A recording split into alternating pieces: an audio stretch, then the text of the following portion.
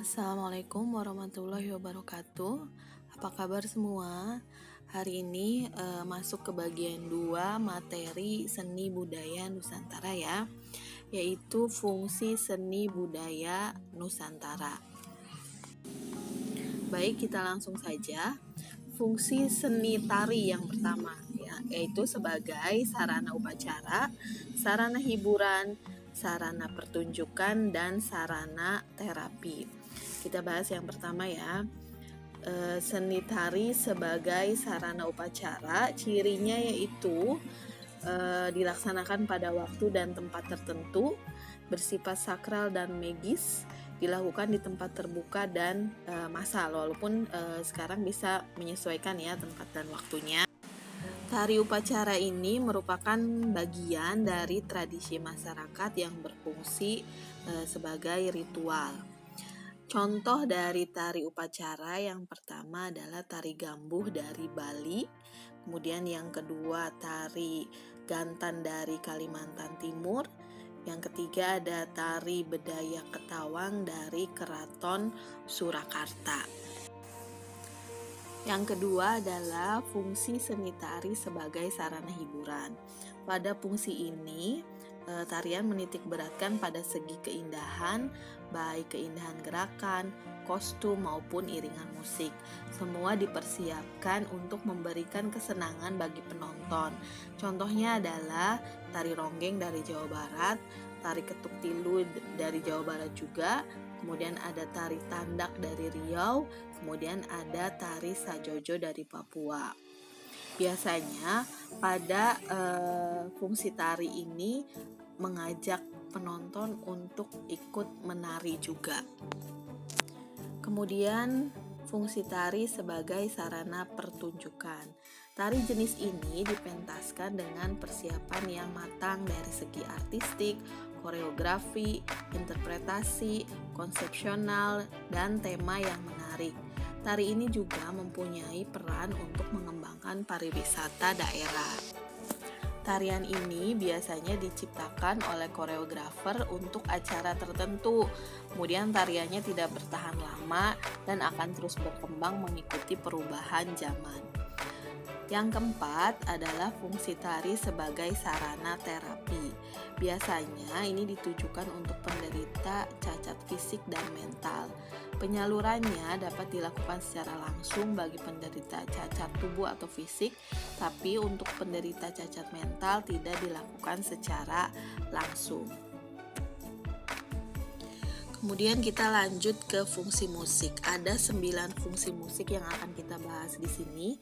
Yang pertama adalah fungsi musik sebagai sarana ekspresi.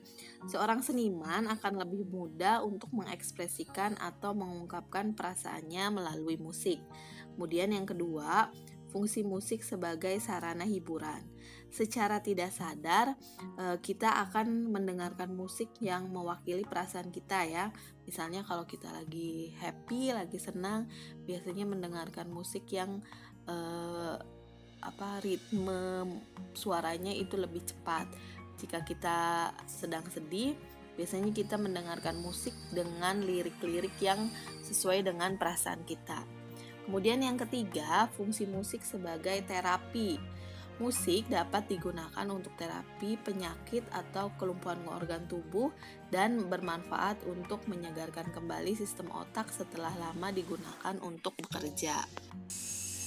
Fungsi musik sebagai sarana upacara, ini misalnya untuk upacara pernikahan, upacara kenegaraan, atau upacara keagamaan. Kemudian yang kelima, ini fungsi musik secara komersial. Kita bisa lihat pemusik ini bisa mendapatkan pendapatan dari bermusik, misalnya melalui konser atau menjual lagunya gitu ya.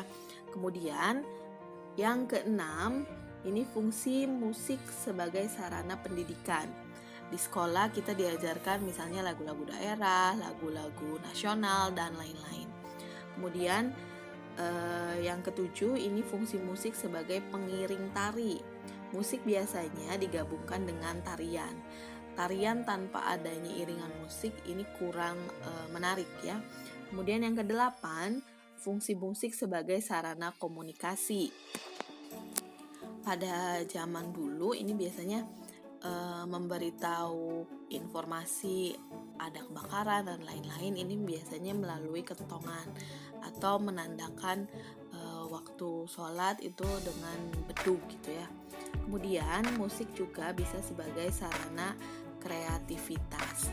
Banyak sekarang jenis-jenis musik yang banyak diciptakan oleh generasi muda ya. Kemudian kita masuk ke fungsi seni rupa. Yang pertama ada fungsi individu, yang kedua fungsi sosial. Kita bahas yang pertama dulu ya. Fungsi individu ini tujuannya adalah untuk memuaskan diri sendiri. Seseorang menciptakan karya seni untuk mengekspresikan dirinya dan akan timbul kepuasan dari si pembuat karyanya. Kemudian yang kedua, ini fungsi musik secara sosial. Karya seni ini memiliki nilai keindahan yang bertujuan untuk memberi kepuasan kepada banyak orang, bukan hanya kepada si pembuat karyanya, tapi juga bisa dinikmati oleh orang lain. Hasil karyanya ini dapat berguna juga bagi banyak orang, misalnya bangunan rumah, bangunan gedung, dan lain-lain. Ya, cukup saja materi kita hari ini. Nanti kita akan lanjut ke materi selanjutnya. Terima kasih. Semoga dapat dipahami. Wassalamualaikum warahmatullahi wabarakatuh.